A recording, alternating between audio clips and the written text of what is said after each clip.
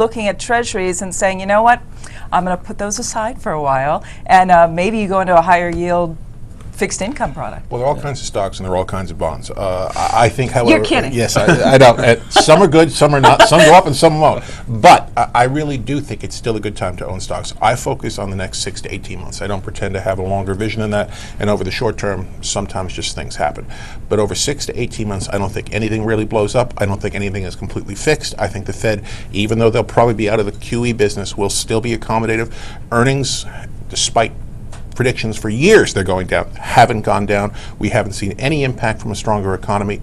I think it's still a good time to own stocks. We have a target for the S&P of 2,000 by the end of next year, and that all that requires is about 4% earnings growth annualized between now and then, and a 16 multiple on that, which is below average for the last 20 years. So Europe is recovering, or all these things are going in the right direction, but there's got to be some risk that you're factoring in when you look ahead. I think it's the fear that nothing is holding the market down. I think it's a fear, I'd say it's almost irrational at this point, but it's still there. Something's going to happen. We have enormous deficits. We still have problems in Europe. It's not completely fixed by any means.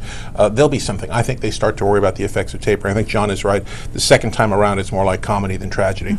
But I do think they worry, and I think what happens is this sort of gets bled off in 5 to 10% corrections, and they can happen. They're probably overdue for one. I've never predicted one successfully in my life, but I think the basic idea is the markets are still going to work higher. The equity market is still not expensive. You still have positive monetary pressure, and you still have decent earnings.